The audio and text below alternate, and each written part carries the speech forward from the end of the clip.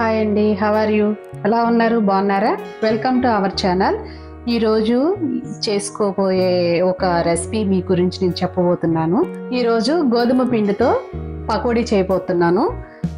ఇదొక సరికొత్త పకోడీ, చాలా బాగుంటుంది, టేస్ట్గా ఉంటుంది.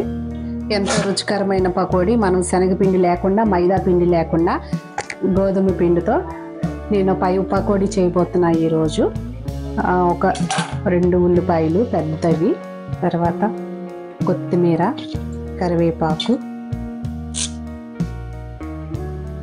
ఒక 1/2 స్పూను జీలకర్ర, పచ్చిమిరపకాయలు, 4 పచ్చిమిరపకాయలు, చిన్నది అల్లము. ఇది ఇప్పుడు గ్రైండర్ చేసుకున్నాం.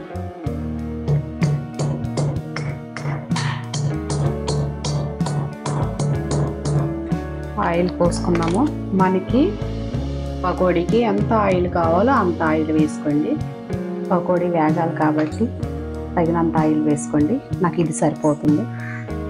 అల్లం పచ్చిమిరపకాయ మనం ఇప్పుడు దంచుకున్నాం కదా, అది 1 స్పూను. ఇలా దంచి వేసుకుంటే టేస్ట్ చాలా బాగుంటుందండి. ఇలా వేసుకోవాలి. 1 స్పూను సాల్ట్. ఇలా వేసుకున్న తర్వాత బాగా ఇలా కలిపేసుకోవాలి. ఇలా కలిపేసుకుంటే ఏమవుతుందంటే దీనికి ఉల్లిపాయకి అంతా చక్కగా అంతా పడుతుంది. ఇప్పుడు 1 కప్పు గోధుమ పిండి,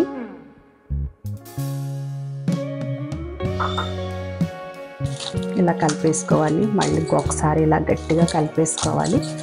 అంతా కలిసిపోవాలి. గోధుమ పిండితో ఉల్లిపాయ పకోడీ చాలా బాగుంటుందండి. మనకి శనగపిండి అక్కర్లేదు, మైదా పిండి అక్కర్లేదు, కార్న్ఫ్లోర్ అక్కర్లేదు, ఏమీ అక్కర్లేదు. చక్కగా ఇలా చేసుకుంటే హెల్దీ ఫుడ్. షుగర్ పేషెంట్లు తినొచ్చు, చాలా చిన్నపిల్లలు తినొచ్చు, చాలా బాగుంటాయి. ఇలా కలిపేసుకోవాలి. ఇలా కలుపుకున్న తర్వాత ఒక 1/2 గ్లాసు మజ్జిగ పోసుకోవాలి. టేస్ట్ బాగుంటుందండి, చాలా బాగుంటుంది టేస్ట్. ఇలాగా పోసుకుంటూ కలుపుకోవాలి. లూజ్ చేసుకోకూడదు, కొంచెం ఇలా గట్టిగా కలుపుకోవాలి. అదిరిపోయే టేస్ట్ వస్తుందండి, చాలా బాగా వస్తుంది. నిమ్మకాయ పిండుకో అక్కర్లేదు, ఇలా చేసుకుంటే చాలా బాగుంటుంది.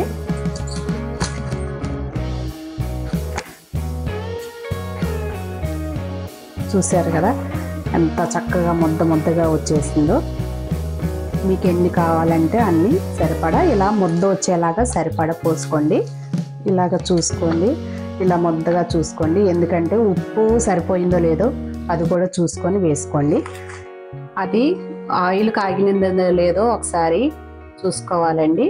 తర్వాత ఇలా వేసుకోవడమే.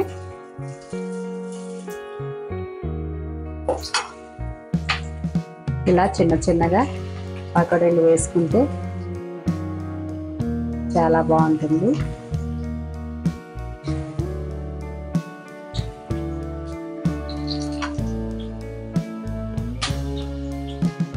స్కూల్ నుంచి కాలేజీ పిల్లలైనా స్కూల్ పిల్లలైనా రాగానే ఇలా చేసి పెడితే చాలా ఇష్టంగా తింటారండి. ఎందుకంటే వాళ్ళకి నోటికి కొంచెం ఘాటుగా ఉండాలి. మనం ఎక్కువ ప్రాసెస్ ఏమీ తీసుకోక్కర్లేదు, చాలా బాగుంటుంది.